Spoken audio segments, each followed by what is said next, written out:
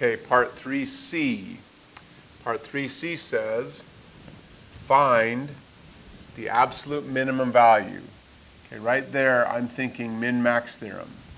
Absolute minimum value, and absolute maximum. So the good news is that if I'm looking for the absolute min and absolute max, the min-max theorem will do both for me simultaneously of G on this interval. So I'm going to jump over here to my little note card to remember how to use the min-max theorem. So here's my notes. Finding the absolute max of G in this case, not F. The absolute max of G means we've got to eliminate candidates. We've got to do a candidates test. So we remember the absolute min and max of G is always at the critical or end points of G. The critical point of G is where G prime is 0 or G prime is undefined. And the grader wants me to see that I can identify where G prime is 0 or undefined. We usually get a point for that. So let's show that. Move this out of the way.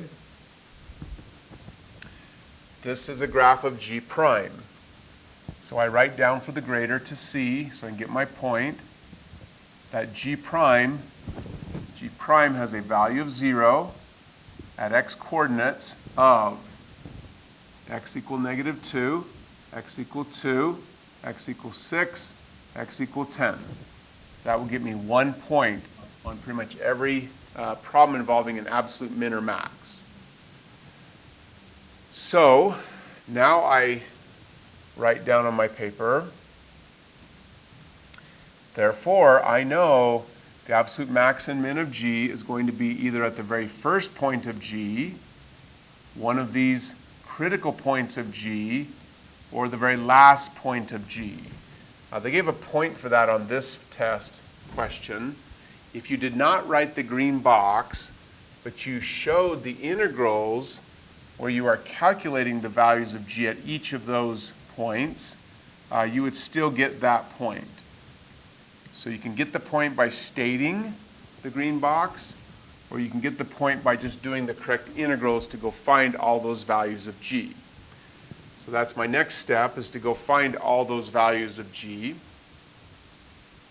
So I have my formula they gave me in the very beginning. Over here, pull this back. So here's my formula for G. I'm just going to use that to calculate various values of G. So my first calculation is go find G of -4. That's the first place, the first value of x where G might be highest or lowest. So I literally take the formula for G of x, which is the integral from 2 to whatever x I'm interested in of f. And that's what I wrote here. The integral from 2 to -4 of f. I don't like integrating backwards, so I switch the limits and multiply by -1. Okay, now I'm going to integrate graphically, which means I'm starting at x equal -4, and I'm integrating all the way to x equal +2. I'm integrating f, so trace f, and then dx means horizontal axis.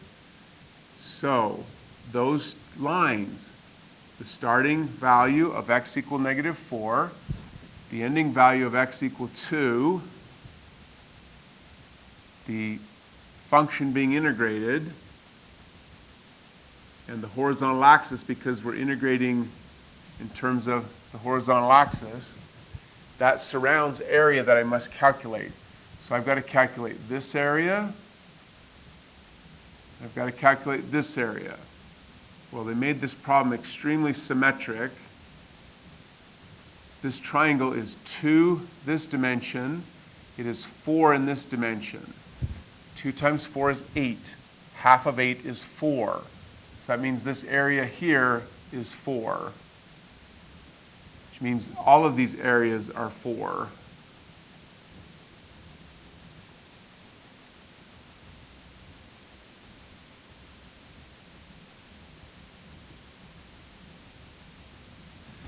So for this integral, the area below the horizontal axis counts as a negative. This -1, remember, was right here. So I'm finding the integral here, and I'm multiplying by the -1. So to calculate the integral, the first area counts as a negative. This first area counts as a negative. These two areas count as positive. You can stop right there. You don't have to go further. Well, you actually do, because we're trying to find out where g is greatest and where g is least. So -4 plus 4 would be 0, leaving a +4 multiplied by the -1. I have found the value of g of -4. Make sure you organize your work so the grader can see that you have found the value of g of -4. You do that exact same process to find the value of g at each and every important point. So I found the value of g at the first endpoint. Now I'm finding the value of g at each of the critical points of g. And then finally, I will find the value of g at the right endpoint of g, which is x equal 12. You just do the integrals the same way. The process is identical. They've listed out here how I did it. Again, notice here I switched the limits, whereas in these I didn't have to switch the limits. Once you do that, you can identify where g is greatest and where g is least. You have to write a conclusion stating that. They want the absolute max and min of g, which means they want the y-coordinate. So you have to identify that g of -2 has a value of -8, g of 6 has a value of +8. If you do both of those, you get the fourth point. The third point was for showing all of the integrals. I guess kind of a combination. Like if you had the green box, you'd get one of the 4. You could have gotten 2 points for the blue box if you didn't have the green box. That would be sufficient to get the 4 total points. Let's do one other of these integrals just to make sure that's understandable. For example, if I were finding g of 10, the formula says I've got to find g of 10, so g of any x is equal to the integral from 2 to that x of f. So then I went and plugged in x of 10. And I'm integrating f, so I start at x equal 2. I go to x equal 10. I'm integrating f, so I trace f. dt means horizontal axis. So right there, I've identified that I'm going to be counting this area as positive. I'm going to be counting this area as negative. Right away, if you notice that those two areas are identical, you don't really have to write out all of this. You can simply write equals 0, and that would be sufficient.